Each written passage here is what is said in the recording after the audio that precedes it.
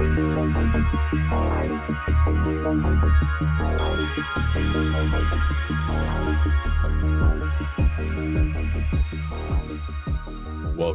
to the EchoCast. I am Bon, and this is the podcast talking about all of the news, reviews, and speculation about video games on all platforms and almost every genre. This week, we will be talking about E3 2022 is canceled, PlayStation Plus details, the Division 2's PTS for new content, new GPU news, and more. If you're on Discord, please join the show's channel. Link is in the description so we can talk about games, the podcast, sports, anything else that you fancy. Subscribe to the podcast, subscribe to my YouTube, check out my Twitch, check out my Twitter. We'll talk about all of that at the end. But come say hi. Jumping right into the gaming news. So, as of today, or I think it was yesterday on Thursday, we're recording this on Friday, E3 2022 has been canceled. In January, E3 had already said that they were not going to have a physical event, but it did seem to suggest a digital event, much like 2021, would still be happening.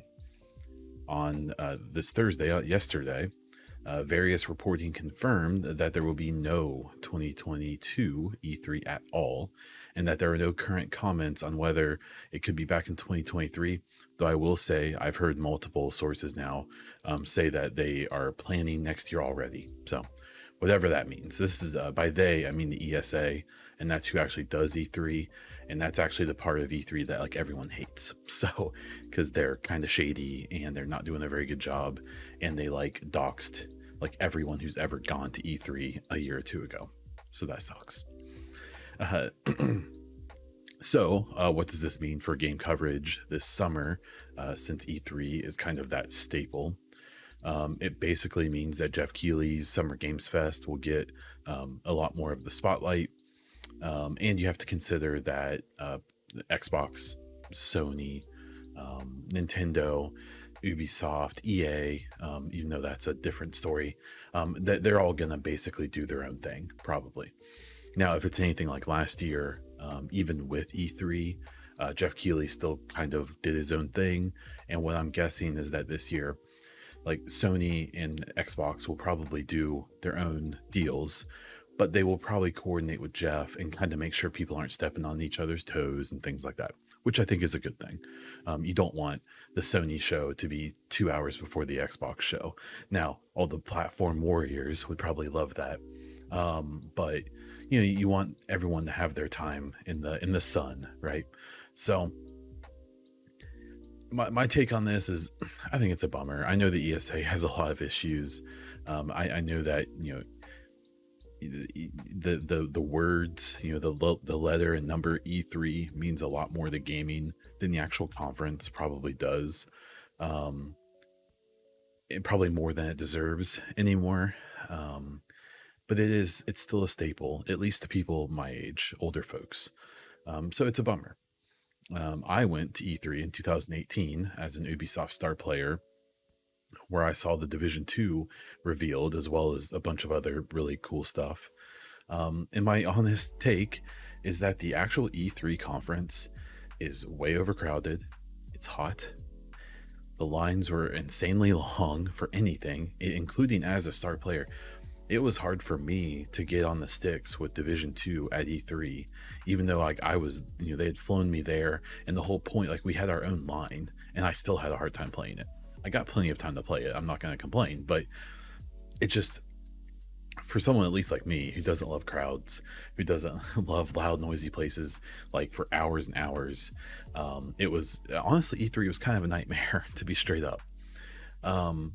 For me, what I actually appreciated, where I think the conference itself isn't really all that glamorous, it is still really cool. Like, especially when you would walk into the main, like, rotunda area, where like that had all the steps that led to all the different halls, and you see all this stuff, and you see all these people, and you see people walking by who you've like watched their YouTube videos or things like that.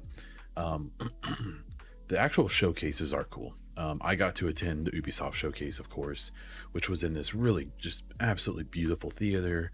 And I mean, it was really cool. Like that was a very fun, and it was a cool event. It was air conditioned. It was nice. And I obviously got to see games I cared about. So like I do think missing out on that organized structure of E3 taking place over a small number of days, and knowing that Sony's gonna hit this time, Xbox is gonna hit this time, Ubisoft's hitting this, Square Enix is doing that. With the Summer Game Fest, we'll probably have something like that. But all of these companies aren't going to condense it into a week. They're going to try to make sure that they spread it out over the whole summer. And like for me as a podcast, that's great. I'll take it. That's going to be very fortuitous to me, because I'm not going to have to try to cover 2 months of coverage in one show in an hour, right? I'll be able to have content. But as a fan, you want the dump, and so I'm curious to see what's going to happen. The only thing about it, the thing I really don't like about it, is that you knew that all those, especially these big companies, like they kind of had to have their shit together, and they had to like have it ready for that week. So, and they had to bring something, because like say EA didn't bring anything, that's a bit, oh man, like what's wrong with EA? Like what's going on? Why don't they have anything, right? And so I I I'm gonna miss the spectacle. Um, what happens to E3? I don't know. There's a lot of people who just don't believe that ESA can get it together and really modernize the show. It does seem like they've really struggled. I want to say it was 2016 or 17 was when they started letting the public come in on like a limited basis. And 18, when I went, was when I think they sold like 60,000 tickets to the public, which was like twice as many or 3 times as many as the year before. And then in 2019, the last in-person one, I think it was even more. It was like 200,000 or something. It was some crazy number. And it was just too much, because I even got to go during the early access period, and it was a nightmare. It was still slammed. So E3 and the ESA is really going to have to decide, like, do we want to do they want to go back to their roots and become like a professional event, like where it's focused on getting, people who are in the business into one place to show each other all their cool stuff, and to try to build those relationships, and to be a place to market and to connect and things like that, and probably creators and stuff like that? Or do they want to flip it completely and be something like a Gamescom and be an event for fans, that and that's what it's for, right? Because they've been straddling that line, and they haven't really been successful with either. So and that's to say, like, if there even is another one, I think that the ESA next year will try to do a hybrid physical and digital event. They've already also said that in some ways, and I think the way this summer goes is really going to determine whether or not they'll even have an audience or people who want to be a part of their show. Because I believe what happened in 2019, and maybe even 2021 and 2020, God, time's a concept, right? Is that they had been like jacking their costs way up. They were charging so much money, for a space on the floor or for a showcase and things like that. And it was really pushing away. It was pushing away small companies that couldn't afford it, and the money wasn't worth it to them. And then it pushed away big companies, like Sony, because they said, well, why do we want to pay all this money and share the stage when we can just go across the street and do our own thing? Which is what Microsoft does, even though Microsoft was still kind of willing to work with them. But it's not like Microsoft was doing their show at E3. They did it literally across the street in the Microsoft Arena. Like, and so they're going to have to make some big decisions. And last year was fine, but it was very disjointed, even with Keighley, even with E3 still technically happening. it was kind of all over the place, and there were some good shows, there were some awful shows, and it just felt weird. And so, as much as the ESA does suck, as much as E3 isn't what everyone remembers it to be, I still do think it serves a purpose. And I think that it, you know, even if it turns into a thing where maybe it's a smaller event, and maybe, you know, even the big publishers and devs and stuff like use it as like a preview event, and they don't do a, you know, an hour-long show showing all their stuff. They do a 20-minute show that leads to a hour-and-a-half show they do a month later. I could see that maybe happening. Maybe, you know, scaling it down, not making it as big of an event. And then what they could do, what ESA could do with that, make it small, make it personal, you know, try some new stuff, and, you know, don't try to blow the roof off. And then they can try to let it naturally grow again and see what actually works and doesn't, instead of just throwing the whole kitchen at the wall and seeing what sticks, because that's what it kind of seems like they were doing in the last couple of years. So E3, rip. I hope we see you again, but if not, I guess we'll survive. The second story I want to talk about here is the Division 2 Season 9 PTS. So I suspect that many of you who are still listening to me are probably Division fans, though I have been starting to hear from some people who aren't, who are newer to the show since I switched. So welcome to all. But we have some Division stuff to talk about for the first time in quite a while. So that's what we're going to do. So on Wednesday, Massive/Ubisoft announced that there would be a PTS starting on April 1st, testing a new mode and other changes to the game, as well as new gear and guns. This is for this upcoming title update that was supposed to come out in December and then supposed to come out in February, and now is probably going to come out in late April, early May, is my guess. So the new mode that they're talking about is Countdown. It is a 15-minute session-based 8-player PvE mode taking place in the nuclear power plant near New York, I believe. It's a fictional place, but I believe that's what they were going for. And it has randomized and dynamics objectives, enemies, and pathing through the map. The new gear involves some new like equipment and guns, including exotics, named items, and regular items. There are also some fairly big changes to the game that they're definitely trying to kill some metas. They're probably just going to create other metas, but we'll talk about that eventually.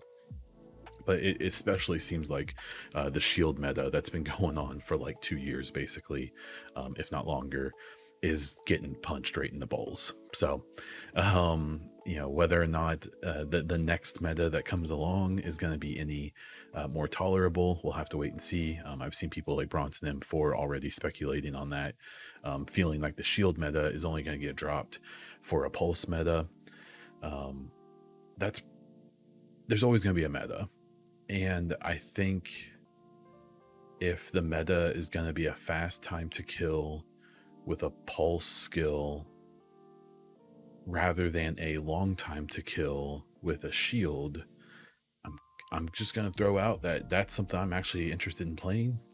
I enjoyed early Division 2 PvP and Division 1 when time to kill was very fast because it felt like a shooter and it didn't feel like a shield shooting simulator. So we'll see.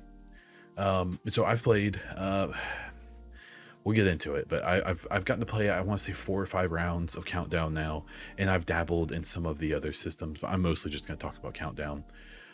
So the issues I'm having to get that out of the way is mostly an oversight for players who don't have Warlords of New York, the DLC, on their character on PC. This is only a PC PTS, as they have been all but one. I have some strong feelings about that, but we'll maybe get into that in a minute. But I have Division 2 on PC. I was given it by Ubisoft, but I've played like 6 hours of it. And I don't have an in-game character. I never bought Warlords for it because I play on Xbox. I have a Series X. I like playing on controller anyways for third-person games. And so that's where I play. And since they don't do the PTS on there, what happened and what's going on, and I doubt they'll be able to fix it, is when you log on to the PTS, you have whatever they've carried over. They've taken a snapshot at some point in the last week or two, and they've carried your account from the regular game to the PTS. Well, the problem for me is my regular game character on PC is only like level 6, right? And I don't have warlords. So what happens is you can make a new character, and it gives you a level 40 in-game Warlords of New York character, right? And you can go and you can play a round of Countdown, this new mode. The problem is that when you finish it, when you extract, or if you get a Delta error, it logs you out of the session. If you get a Delta, you have to log out of the session, which means that character now, because you don't have warlords, you can't log back in. You can't spawn back in because it's trying to spawn you into a warlords area or a warlords required area. So your character's locked. It literally says locked on your character, and you have to delete them. Or you get into a match and you play a whole round for 15 minutes or whatever it is, and you finish it, you hit the end screen, you see everyone extract, and you try to get back to the main menu, and it's trying to, I think it's trying to load you into a warlords required area, but you don't have warlords, so it locks you up at the 100% loading screen, and you have to quit, and then you have to delete that character and start a new one. So all the gear you pick up, like even like the way Division 1 was, is that you could start in the PTS, you could start a new character, and they just gave you a bunch of gear. And it would be end game level, and so you could just jump in. They would give you all the gear to test, so you could just load it up, and it was great. And the problem with this is that every time you start this new character, they didn't really give you that much good gear to test, so you don't even get to improve your PTS character with this gear that you get from the rounds, because you have to delete your character every time you finish a round. And so that's why I'm dealing with, and that's why I'm a little frustrated with the whole thing. Getting that out of the way, I wanted to give that context.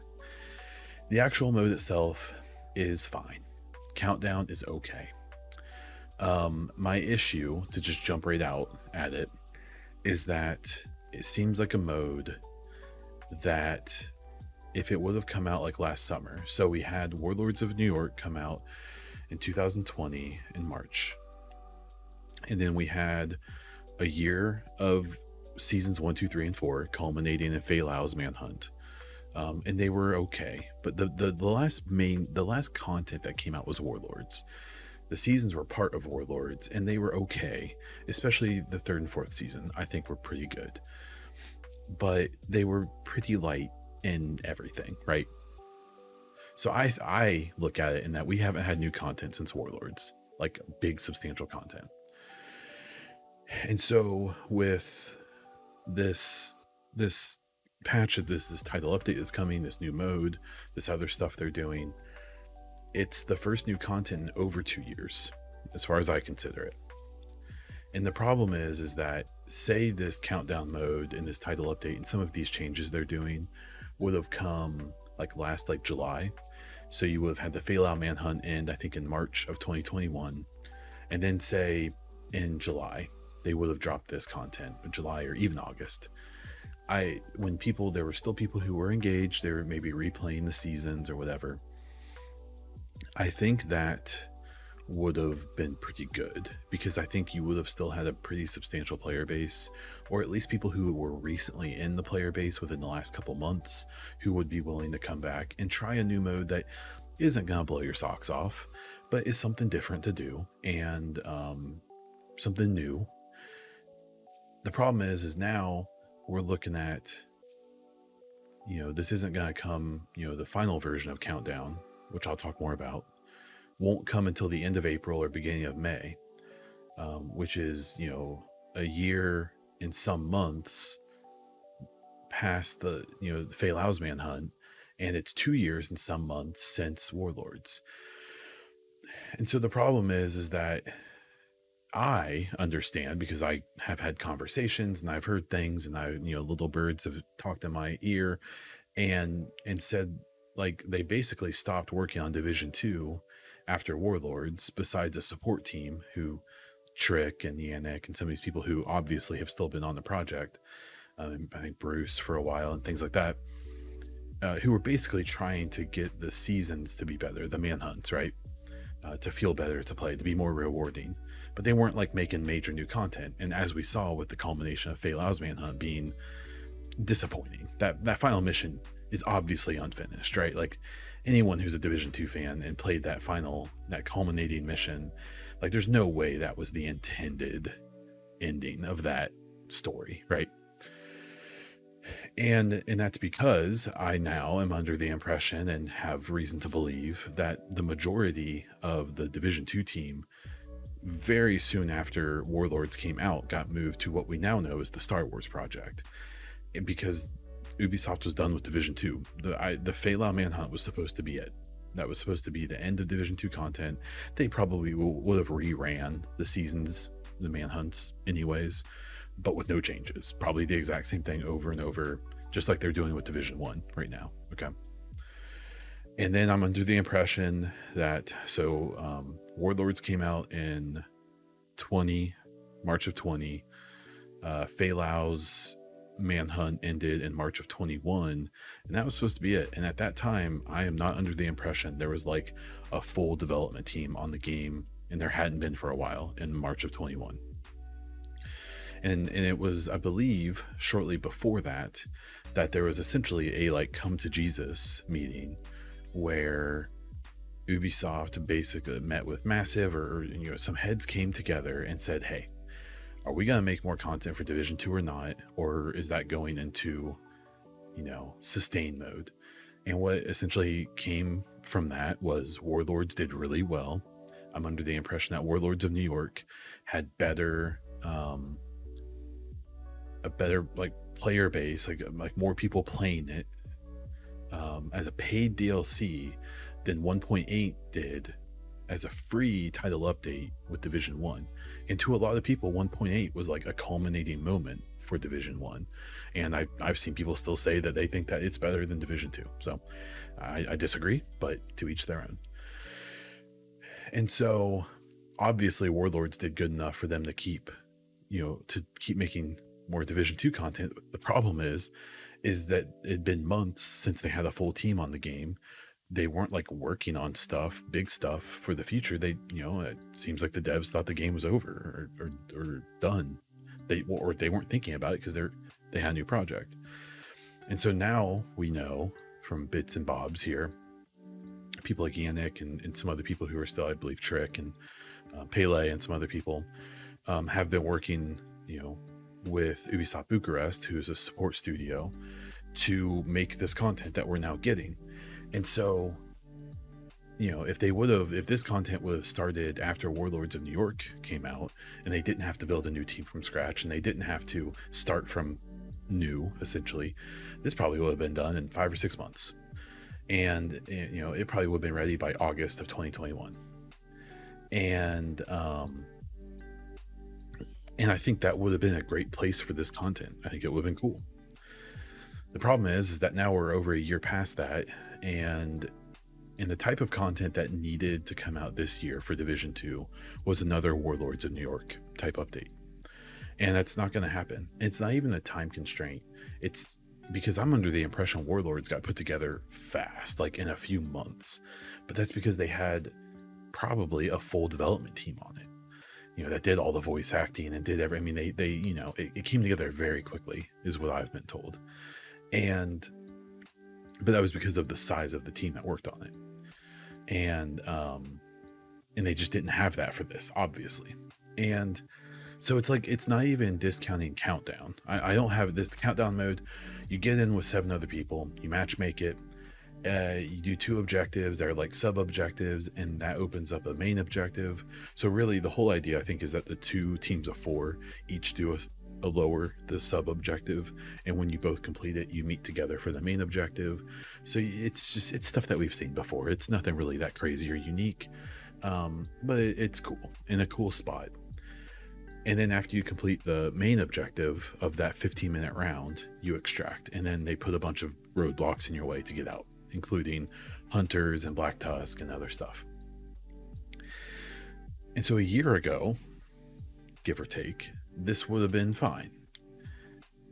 But now, where the game is today, I suspect the player base is okay, but it's got to be fairly low of the normal game, the full release game. And when you do content like this, I would assume at least Ubisoft is hoping that this is going to bring a lot of people back. And my issue with Countdown is that Countdown seems like really good content for people who never gave up the dream, for people who never stopped playing, who are still playing, who are replaying the seasons, and who are, still really into the game and aren't burned out. But for someone like me who kind of feels burned out and this isn't enticing to me. I think it's interesting, and I've liked when I've gotten to play it before having to make a new character. It's fine. It's just I don't think it provides me any new experiences. I'm killing the same enemies I was killing 2 years ago. I'm hitting the same buttons I hit 2 years ago. I'm seeing the same things I saw 2 years ago, and like this would have been a really good opportunity for them to introduce a new faction. This would have been a good opportunity for them to introduce new enemy archetypes. This would have been a good opportunity for them to show us some new stuff, because what I think Countdown provides isn't all that more interesting than I can just go run some control points. And I don't think I'm going to get that different of an experience, basically, besides the hunters. But then even that, if you run enough control points, you hit rogue agents, which in my opinion in Division 2 are almost cooler than the hunters. They're more fun to fight, I think. And then there's also like a cheapness to the hunters where so I believe, and I would need to go back and watch footage again, but when you try to extract, I believe each player gets a hunter spawned. So there's more than a half dozen hunters running around. And the thing about the hunters is they're supposed to be these ultimate enemies, these, boogeymen. And when there's 8 of them running around and you're mowing them down, they just seem like another gold enemy, another elite, and there's a whole conversation to have about how they're definitely going to basically be portraying the hunters as Black Tusk now, which is fine. That's been kind of hinted and suggested in the last couple of seasons anyways, but I don't know. There's nothing wrong with Countdown. It's a fine little mode. I'm just kind of afraid, like, it's better than Kinley College, which would have been perfect for this mode, by the way. Obviously it's not simple to just take other content and just jam your new mechanics into it. I understand that, but like, I feel like what Countdown is didn't even need a new map. They could have done Countdown anywhere on the New York map, on DC map. Like, they could have basically used existing areas for this, and it would have probably been more interesting, instead of trying to make this one place do multiple. So the idea is that every time you play Countdown, you're going to have a different set of enemies to start. They're going to have their own different objective. I'm sure there's only a handful of them. So they'll be, you'll get, oh yeah, they're doing it's this one. And then there's supposed to be different pathing to the way that you get to these objectives, but it's, it's you're gonna memorize everything. It's gonna be repetitive sooner than later, right? And so instead of even having this map, or maybe do this map, but then also put this mode that it could take place at the JFK Center, like it could take place in places that we've already played, just to give some variety to this mode. Because if this mode is just this one map, I mean, yeah, it technically is dynamic, but it won't feel like that forever. It won't feel like that for more than a week, probably. And so, I don't know. I don't want to discount the work. These people have obviously been, killing themselves over getting this work done.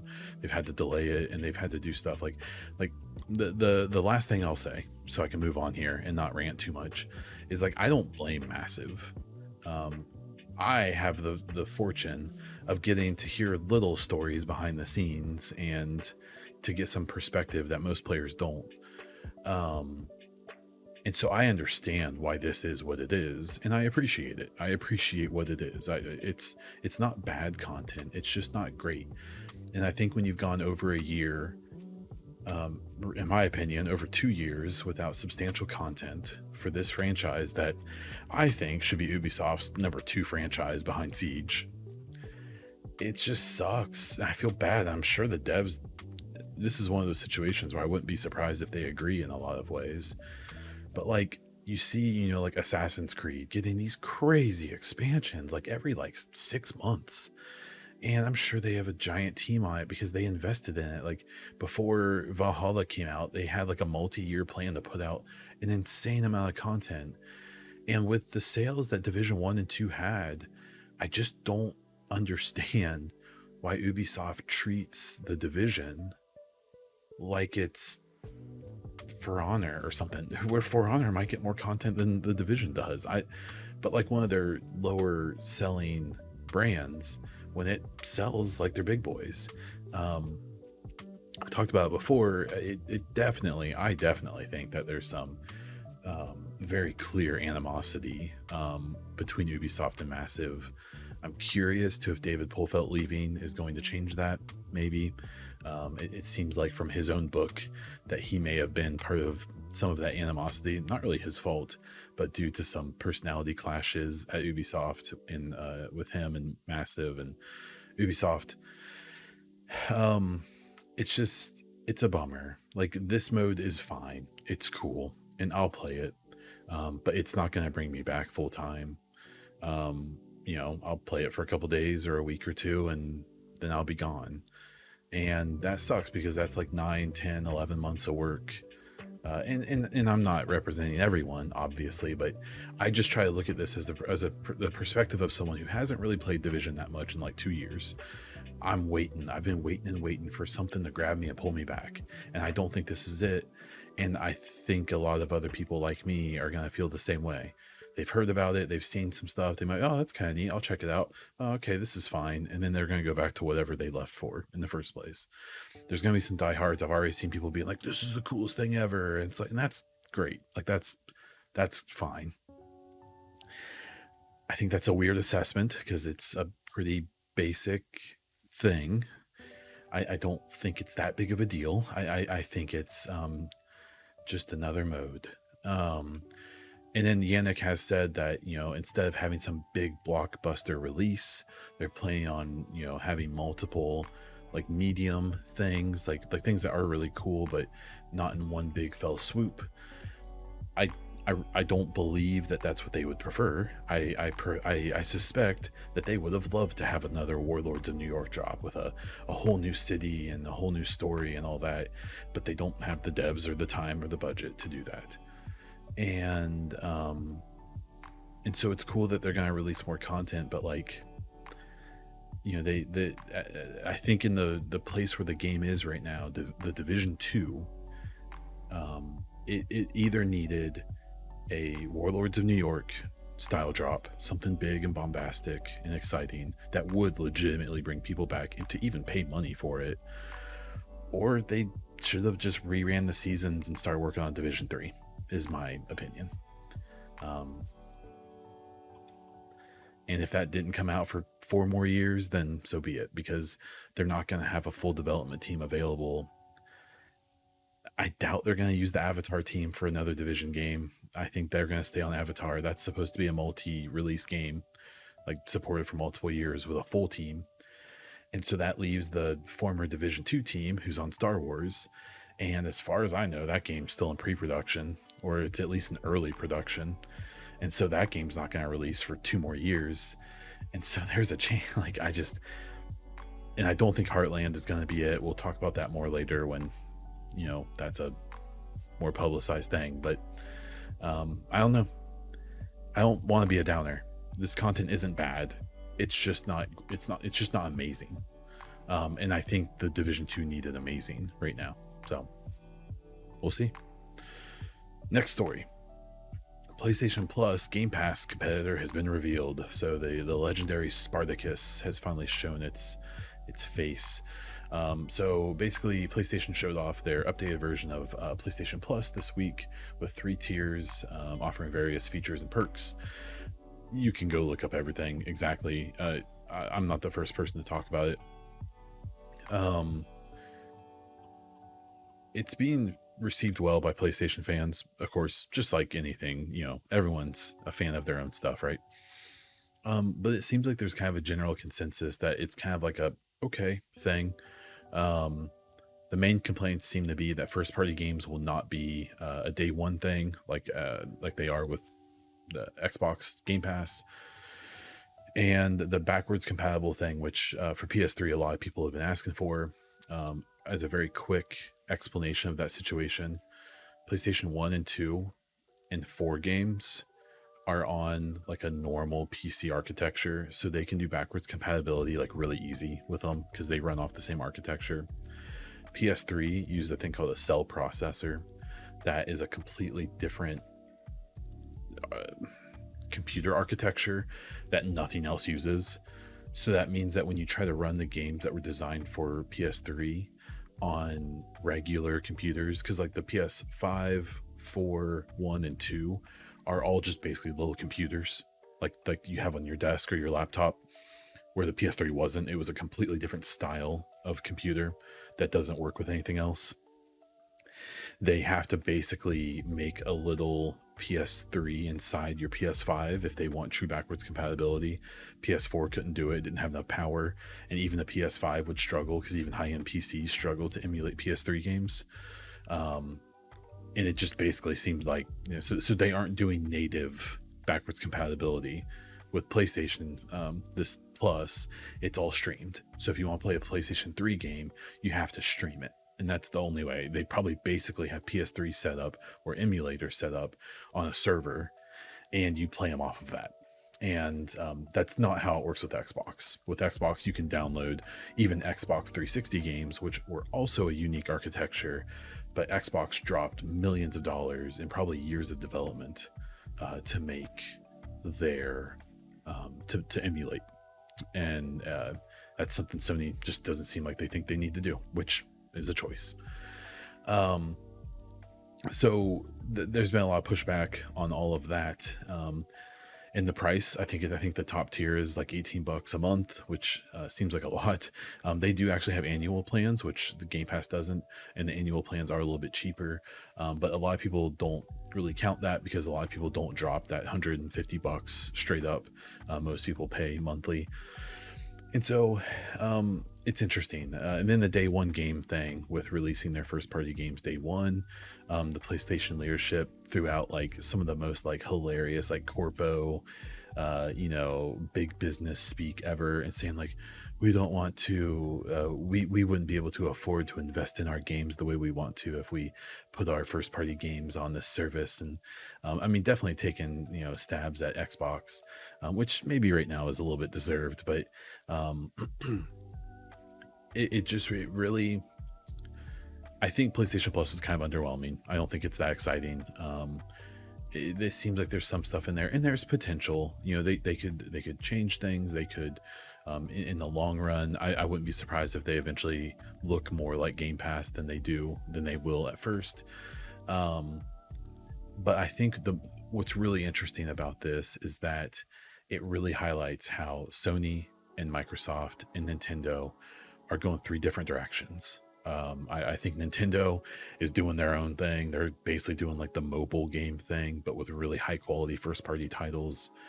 And even though they have this ancient machine that runs games like crap, it still outsells everyone else, and they sell millions and millions of copies of their games, and they're legendary. So all the power to them. You've got Sony, who to me is staying old school. They want to sell consoles. They want to sell their $70 first party games only on their system. No PC, no PlayStation Plus. You're gonna pay $70 because our games are freaking awesome, and they are. That's an absolute fact. But there is not much of what seems to be a consideration for kind of moving on with the times like a lot of others are.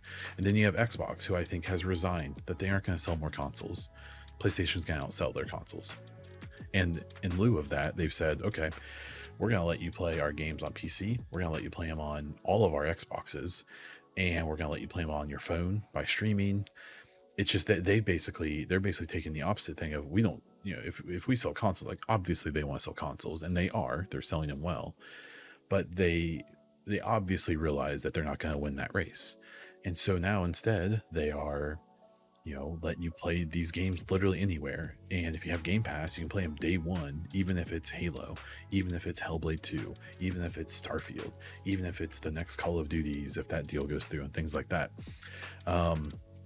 Very different idea. And I think in the long run, I think Xbox is future-proofing their business much better than Sony is.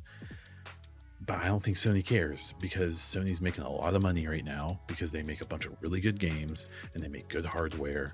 And I think that in the long run, they're going to wish that they would have moved on with the times a little bit faster. But I don't think that they care about that right now because their pocketbooks are full. And I'll be really curious to see how it's really like the next gen. And it feels so dirty to talk about the next generation of consoles already. But I mean, the current gen, the PS5 and Series X and S, have been out for like a year and a half, 2 years. There's probably refreshes coming in the next 2 years for both of them. Maybe not. The last gen got refreshes because their hardware sucked from day one.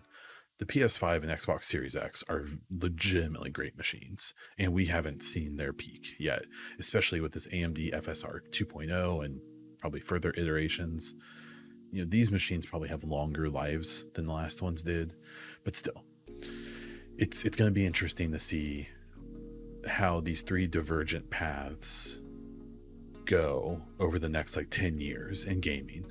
I'm curious. I'm very curious, because Nintendo's kind of going with the mobile thing, Xbox is going with the cloud thing, and Sony is going with the old school thing and VR. Still not that big of a deal, but it could be. So we'll see. Next story is talking about the Intel Arc GPUs are being revealed.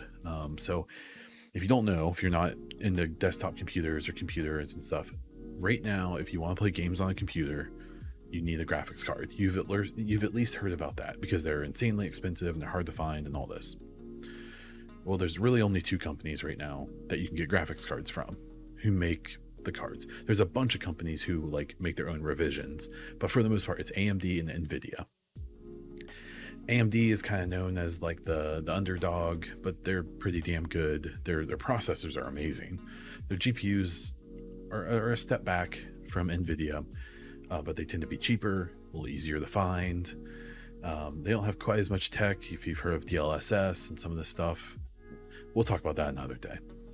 Nvidia is kind of the big dog. They have been for a long time, and they know the way they just released, and we'll talk about it next, like a $2,300 card where it's just wild, which is like $1,000 more than a good PC used to cost. It's crazy, like the whole thing, but whatever. And so now Intel is trying to get into this race.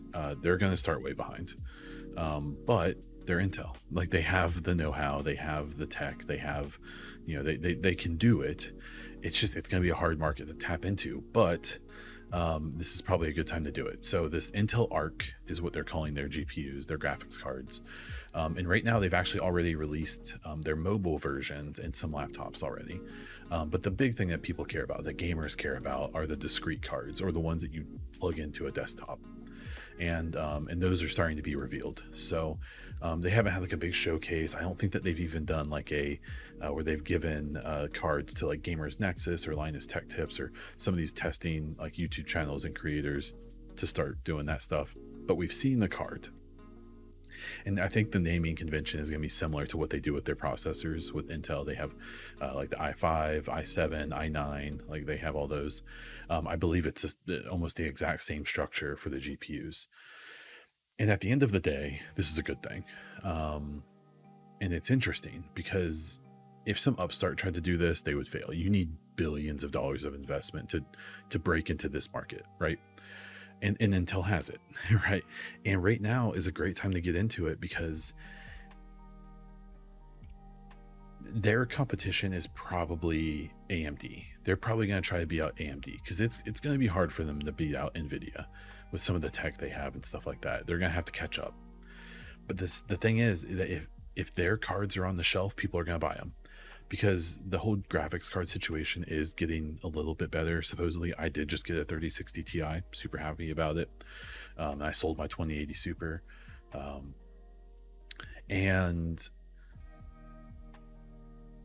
but availability is tough right now. And if these art cards come out and they're decent, even if they're just okay, they're gonna sell like crazy, and they're gonna get customers, and people are gonna remember that. And hell, if they stick with it in the long run, they could be in the running for when Xbox makes their next console. They aren't just gonna call AMD and say, "Hey, do you want to be our, the GPU and the the processor in our next system?" Because they can't call NVIDIA for that, because NVIDIA doesn't do CPUs. But there very well may be a conversation by the time the next Xbox comes out, especially with Microsoft's relationship with Intel, that Microsoft may call Intel and say, "Hey, do you want to do your processors and your GPUs in our next gaming system?" And then that turns into millions and millions and millions of guaranteed sales. And that hopefully will drive down prices and help advancement. Then these companies really have to start working for us, where there's not just two, there's three. Competition's a good thing. And right now there's not too much of it in the graphics card space, which leads us to our next story. That reviews for the 3090 Ti have started to come out, or the legendary 3090 Ti, as the NVIDIA spokesperson called it in one of their announcement videos, which is so cringy. But so they've gotten some of these cards into the hands of reviewers, and the feedback isn't great. So these cards are ridiculous. They put out so much graphical power, and that's not why people don't like them. People don't like them because the MSRP for these is over $2,000. The actual ones being sold are like $2,200, $2,300, $2,400, because NVIDIA, they typically make what's called a founder card, where it's a card NVIDIA makes themselves. And then they sell the rights to their cards to all these different companies like EVGA and like Asus or Asus, Gigabyte, a bunch of companies. And then they do all their bits and bobs and put their unique cooling solutions, or they boost how fast they are, and they do all this goofy stuff, and then they charge more. Well, NVIDIA is not doing a founder card for the 3090 Ti, which would be $2,000. They're just letting all the other companies sell their own versions. And so the issue is that what they're finding, Linus Tech Tips and Gamers Nexus and all these channels and creators who put like testing together to test these cards against other ones, are finding that like the 3090, just the base 3090, was $1,500 when it came out. It's still an epic crap ton of money. But this new 3090 Ti, that's $700-800 more, is only performing like a few percentage points better in most ways. And most people probably don't think that that's worth $700 or $800. There's also the issue that the 3090 Ti, and I'm gonna start calling it that, Ti, takes up like a hilarious amount of power. They suggest you have at least an 850 watt power unit, PSU, in your desktop. But I've seen these reviewers saying like you need 1,000 watts at least, because there's a chance that if this thing's going all out, there's a decent chance it's going to take up too much power and your whole system shuts down. So it's this has been an interesting release, because they said they were going to talk more about this a couple months ago, and then it was dead silent. And then I guess these cards showed up to the reviewers. And the thing about these is it's a flagship card. This happens in like car companies, where a car company will put out some ridiculous vehicle, but they make like 50 of them, because they aren't really meant to make. They're going to lose money. Like you're if you sell a $500,000 car and you only make like 50 of them, it's a staple. People are supposed to oh wow, that car is made by so and so. I'm gonna go buy their $30,000 car. I'm not gonna buy that $500,000 car. I'm gonna go buy the one I can actually afford. But I remember that company, and I think that's kind of what this is. I don't think NVIDIA plans on making a lot of money off of these 3090 Ti's. I think they want them to be talked about, because it's not that good of a deal. It's kind of a bad deal, honestly. If you can find a 3090, that's probably worth it. If you can find a 3080 Ti for MSRP, that's probably a way better deal. But I don't know. It's interesting. The next story, we only have, we got 2 more left after this. Undead Labs, there's some issues there, or there were some issues. So a report came out of Windows Central that cited various former employees of the State of Decay developer Undead Labs, that the studio suffered from mismanagement and a toxic culture around the time of their Microsoft acquisition in 2018. It seems that issues are mostly from that time frame, and that the current state of the developer is much better. And even the former employees who were cited in this article have expressed hope that the current culture is much better, and that the game they're working on, State of Decay 3, is in good hands and has a lot of potential. So this is kind of funny because I, especially over the last year or so, really, I love Undead Labs, at least what they show us. They've been supporting State of Decay 2 like in a crazy way. It's not really that super popular of a game, but like it seems like every like 3 months they have some huge update that makes the game better. And then this State of Decay 3, just for some time frames, State of Decay 2 released, I think, like right before or right after they were acquired. So Microsoft had nothing to do with that game. I suspect Microsoft has a lot to do with them supporting it so well, but they had no input on that game. Where State of Decay 3 is going to be developed completely as them as a Microsoft studio. So you assume that means there's a lot of good stuff happening, with funding and things like that they don't have to worry about. But it sounds like around the time that they were acquired, things were pretty rough, and it sounds like it came from the very tippity top. The person who founded Undead Labs, who left last year, started their own new company, and now there's some questionable things happening there. People are worried that maybe that's not a great workplace, and took a bunch of senior developers with them, and so they think that Undead Labs is in a weird spot right now. They're trying to replace a lot of brain power that they lost, but it does sound like these were issues that used to be an issue. There's like sexism and a lot of really nasty stuff going on. It sounds like it was like a lot of like passive aggressive stuff and not necessarily like physical violence or anything, but it doesn't matter. It still sucks, right? And yeah, it kind of seems like those issues may have left with the founder, but unfortunately it sounds like a bunch of their talent and stuff also left with that founder. So I'm really excited for State of Decay 3. I think it's going to be just a super feature-rich, upgraded version of 2, which is fine because I love 2. I think State of Decay 2 is one of the most underrated games out there right now, especially if you can play it like under Game Pass and things like that. The loop gets old, that it is, but it's fun. I love that game, and it does so many things well. It's a good feeling game to play. So. And the last thing I will say is I really didn't love the way the story was portrayed on most of the articles I read up quickly on it. It very much painted this as like a current issue. And then in like the last paragraph of every article was like, yeah, but things seem like they're okay now. I mean, I get it. I get how things are. And that's how these things have to be portrayed so people can, have their careers. But I don't know. It definitely made it seem worse. And for people who just read the headlines, they're going to think now Undead Labs is this awful studio that's terrible to work at, when really the story is that it used to be, and now it's okay. But, oh well. The quickest story today is Breath of the Wild. Its sequel has been delayed to next year. I remember they had like a tentative like coming in 2022, but they never gave a date. I'm sorry, but games without actual dates can't get delayed because they aren't delayed. They're just coming out later. So that's my thought on that. Okay, so let's jump into a couple of listener questions. If you have your own questions, you can ask in the YouTube comments.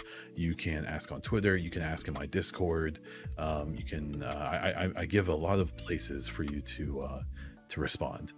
The first question here is from James Zumwait. I'm sure I mispronounced that. I apologize. On Twitter, what's your favorite E3 video game announcement? Honestly, and this is going to seem like a homer pick or something easy, it's Division 1. The Division 1 announcement was it was just so cool. And, unfortunately, it's cited still to this day as like a pure example of Ubisoft overpromising and under-delivering. I would still argue that Division 1 ended up being a pretty good game, but it definitely didn't end up being the game that we saw at E3 in 2013. But yeah, that game, that's the first game. It was when I kind of started to pay attention. Like I've always played games, but it was around that time when I started paying attention to gaming journalism and coverage and things like that. And yeah, I'll always remember that. A very close second place would be probably the Division 2 reveal, because I was there. So, but yeah, that Division 1 reveal was special. And I think that there's this tiny part of all of us, and probably the devs too, who really hope that maybe one day they can make that game, because I think that's what a lot of us wanted. So it's a great question. Master Prime was on Discord and asked, have you tried xCloud? My experience with xCloud has been interesting. So the only time I've tried xCloud was to use a feature where you can play games over the cloud either while you're downloading them or to just test them out. And so there were a couple games on Game Pass that I was like, I don't know if I'm going to play. Like, I don't know if this is my game, but I want to try it out and see if it is. And so I realized, like, holy crap, I can just go and play on the cloud. It instantly shoots it to my Xbox, and I can play it with a little bit of lag. It really wasn't bad though. And I was able to figure out, nope, this game isn't for me. So I haven't played extensively on xCloud, but from what I've experienced, it's pretty cool. It's not perfect. I wouldn't want to replace my entire experience with it, but in a pinch, I think it's pretty cool, and I think it's worth. I think it's only going to get better, and with infrastructure issues and stuff like that, there may be an upper limit to how good it can get. But I think it's a great service. What I like about xCloud is that it's not the focus of Game Pass. It's just a cool feature. And I don't even know how many people really use it, but it's nice that it's there, kind of a thing. For some content updates, I have very slightly updated the branding of the EchoCast. I've also updated the merch on the Streamlabs store. I legitimately think the coffee mugs and the hoodies and the t-shirts for the EchoCast look pretty cool. So you can check down in the description for a link to that. I will be doing some Division 2 coverage with this new stuff that's coming out. But due to the kind of wonky PTS, it's hard to cover it right now. I have done a couple of videos over on the YouTube to talk about it. I'll probably do kind of a recap after the PTS is over to see where they kind of landed and some of the decisions that they maybe changed or added. But I'm going to be mostly just kind of covering things that I want to cover, which is probably going to be more Mass Effect. So some more Mass Effect speculation and things like that. But especially as we roll into this spring and summer, and as we start getting some of these game announcements and some of these publishers start doing their shows and these platforms do their shows, whatever that looks like, I'll be excited to cover all that. And I'll stream as often as I can. I haven't streamed in a few weeks because of life. And that's probably never going to become, I'm never going to be a 5-day-a-week streamer ever. I'll probably never even be a 3-day-a-week streamer again. My goal is to try to stream every Saturday morning and then whenever I'm able. So I think streaming will become, this podcast is my main focus. YouTube is probably number 2. And then I think the stream is just going to be a thing where if you can stop by and you want to chat, then let's do it. But not something I can probably, just with life, can probably ever guarantee again. So it's not going away. I'm still actually actively updating and tinkering with the stream to try to make it a thing I'm proud of and I'm happy to do when I'm able. But yeah, the days of partnership and all that being the goal, those are probably gone, and I think that's okay. So let's wrap this baby up. Thank you so much for checking out the podcast. And if you want more, please be sure to like the video if you're on YouTube, subscribe to the channel on any platform, be notified of new videos on YouTube by hitting the little bell, and maybe check out my other content. You can find me all over the internet as Bond Diesel, including Twitter, YouTube, and Twitch, and Instagram. I've actually started using that a bit more as well. Please check out my EchoCast and Bond Diesel merch at the link in the description below. And you can check me out you can check that stuff out over on Twitter. That's all I have. So until next time.